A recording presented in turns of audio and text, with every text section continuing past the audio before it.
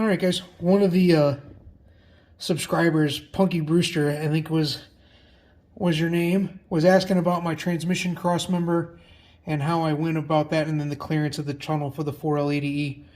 I built all that stuff when I was trying to catch up. I just didn't film much of it, like when the steering rack came in wrong and parts were delayed, and I wasn't getting as much done as I wanted to.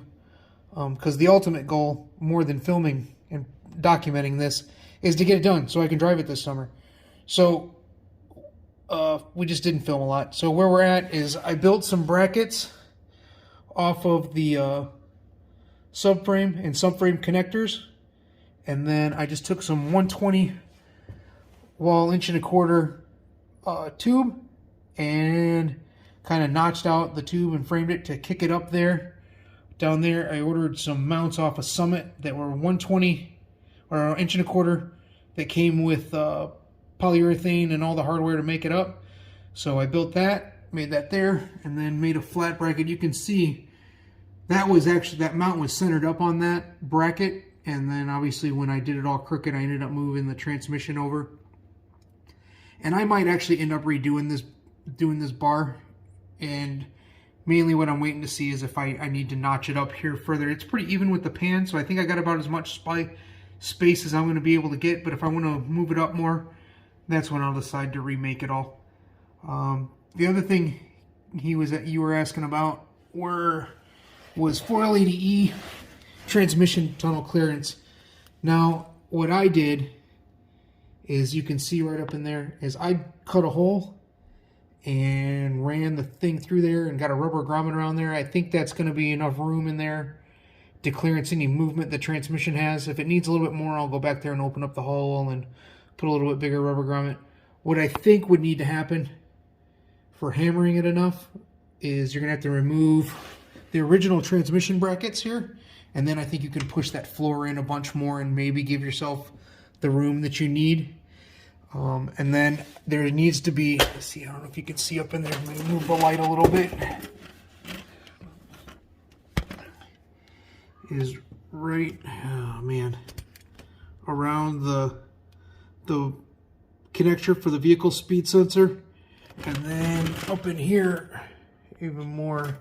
Again, I don't know if you're gonna be able to see it. You gotta clearance it. You're not gonna be able to see in there, but you gotta clearance the tunnel for the turbine shaft sensor or input shaft sensor speed, and then around the selector shaft rod. And what I did here is I had clearanced this a bunch for the switch, the multifunction switch for the park and reverse, and then decided I didn't need that. So I switched this to the older style selector shaft and shortened it up. So if you do that, you don't need to clearance as much as I did there.